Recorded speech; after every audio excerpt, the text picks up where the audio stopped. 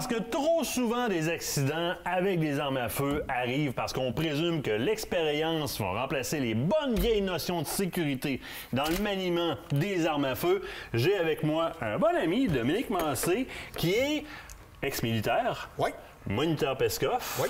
Et tu es devenu moniteur PESCOF au travers de l'Association des sauvagiers de la grande région de Québec. En plein ça. Donc, un gars qui donne des cours sur le maniement des armes à feu, mais qui a à cœur la sécurité. Oui, en tout temps. La raison pour laquelle je t'ai invité, c'est pour qu'on révise les bonnes vieilles notions, parce qu'on assume beaucoup trop souvent « je sais comment ça marche, un gun », puis on se ramasse avec des trucs dans les nouvelles, qu'il y a quelqu'un qui a reçu une balle d'une jambe dans l'abdomen, un qui perd une jambe, l'autre qui en est décédé, l'autre.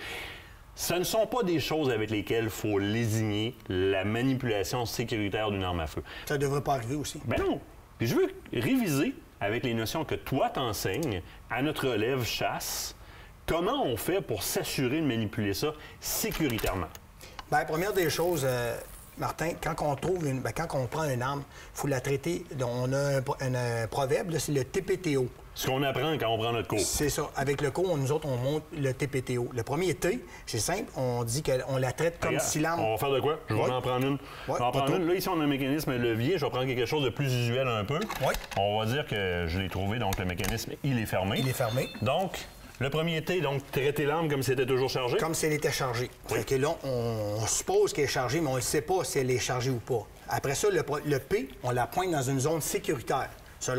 Normalement, on la met toujours parallèle, oui. Mais parce que des fois, le maniement de l'arme... Ici, on veut montrer à la caméra, donc... on va la mettre dans les airs. La porte du studio, il n'y a personne. Ensuite, on a dit on la traite comme si elle était chargée, la pointe dans une zone sécuritaire. L'autre, le T, le tenir loin de la détente. Okay. On ne met pas le doigt à sa détente parce qu'on a toujours une tendance, quand on est jeune, quand on avait des petits tient une arme comme ça souvent. On tient le doigt à sa détente, c'est fini, le coup peut partir. Fait que ça, c'est une zone interdite pour l'instant. Une zone interdite. Okay. Ensuite, le haut, on ouvre l'arme. Là, il faut que je te dise de quoi. À partir de maintenant, ton arme, elle ne peut pas tirer. Qu'elle soit ouverte quelques millimètres ou de 4 pieds de long, ton arme ne tire pas.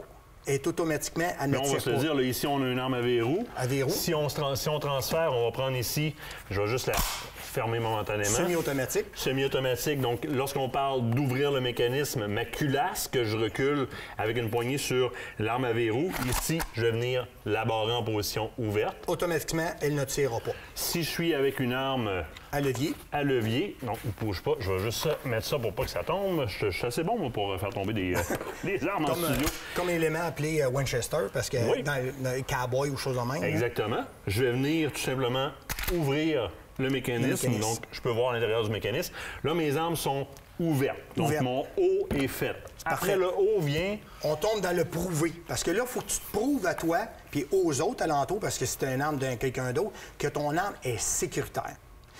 En faisant le prouver, on va l'appeler le P. Encore une fois, tu pointes ton arme dans une zone sécuritaire. Oui. Après ça, le R. Le R veut signifier on retire toutes les cartouches qu'on a dans l'arme. Ça veut dire que ça peut être un magasin tubulaire. Si c'est un magasin tubulaire, on est obligé de faire le va-et-vient jusqu'à temps qu'il n'ait plus. Si on a un magasin amovible, comme celui-là, on enlève et on dépose le magasin sur le plateau. Toute balle qui serait dans le mécanisme a été éjectée en même temps. Donc là, logiquement, c'est vide. C'est vide. Ensuite, le haut, dans le prouver, c'est ouvrir le mécanisme. Il est déjà ouvert. Fait que ça, c'est une application qu'on n'a pas besoin de faire d'over. Et ensuite, le V, on vérifie le trajet d'alimentation. Le trajet d'alimentation, c'est partir de la cartouche où ce qu'elle est, rentre dans la chambre. Donc, jusqu'à la chambre. Je pourrais aller faire une vérification tactile. Oui, avec ton doigt, peu importe. Et ensuite, le E, ça, c'est une petite chose que la plupart du monde n'aime pas, c'est regarder dans l'angle du canon. Pourquoi? Donc, regardez, puis on le montre vraiment dans les cours par le bout du canon. Mais là, il faut se souvenir que quand je fais ça, c'est sûr que je pourrais enlever la culasse. Oui. Tout simplement venir enlever la culasse puis venir regarder par l'arrière de l'arme. Oui. Donc, j'aurais une vue là, entière sur mon canon complet. Un fusil à bascule. C'est correct. Tu regardes par en arrière, tu es en ligne droite, tout se fait en ligne droite. Un levier ou encore un semi-automatique, je ne peux pas faire ça. On va se souvenir qu'on a fait toutes les étapes pour s'assurer qu'il n'y a pas d'arme dans la trajectoire avant de faire ce qui suit, qu'on voit dans les courses, souvent avec une petite lumière, aller voir dedans. C'est ça. Pourquoi? Parce que des fois, il peut rester... On dit un pyrodactyle, je dis ça quand je donne un cours, un pyrodactyle, mais il peut rester un brin d'une branche de quoi de même que lorsque tu vas tirer, ça va créer une pression dans le canon, puis ton canon va faire fou comme un chou-fleur. Elmer Fudd. Puis on sait qu'un canon, c'est à peu près 80 de ton arme. Fait que si tu veux pas changer une arme, si tu veux l'entretenir, ton arme, bien, c'est préférable de ça. Puis surtout, il y a eu beaucoup d'accidents. Dans les fusils de chasse, là, un calibre 12, une cartouche de 16 rentre dans le canon. Puis là, toi, tu ne sais pas, tu étais à la chasse, tu as rentré une cartouche parce que tu étais à la chasse avec un 16, tu avais des cartouches mélangées, tu as introduit ta cartouche, tu viens pour tirer, oh, j'ai oublié de mettre une cartouche, tu reprends une cartouche de 12, tu l'introduis, mais ton cartouche de 16 est à l'intérieur. Mais quand tu vas plier sa détente, là, il va se passer de quoi? Ça va sortir par en avant ou par en arrière, mais tu risques de te blesser ou même mortellement te tuer ou tuer quelqu'un à côté de toi. Toutes ces étapes-là s'appliquent dans toute manipulation de l'arme. Toutes les armes. Je nettoie l'arme, je range l'arme. Je rentre dans le camp. On est potentiellement armé présentement. D'ailleurs, ouais. Je suis même, on va la déclencher, je suis potentiellement armé. On rentre dans le camp, je la traite comme si elle était armée, je suis en position sécuritaire, je vais aller ouvrir mon mécanisme, je peux voir mon chemin d'accès au complet, donc on va retirer les balles complètement, donc je vais vérifier qu'il n'y ait pas de balles dedans. Je vois mon mécanisme au complet, j'ai pas d'obstruction avant de faire mon nettoyage, et voilà. Ça vient pas de me prendre une heure, là. Ça vient peut-être de sauver la vie d'un de mes chums, par exemple. C'est ça. Parce que moi, j'ai vu et entendu des coups de feu dans des salons de camp, bord en bord, à hauteur des têtes d'oreiller dans les chambres. Là. Une chance que les gars n'étaient pas couchés. Là. Non. On vient peut-être de sauver la vie de quelqu'un. Dominique, présentement, là, il nous reste 30 secondes.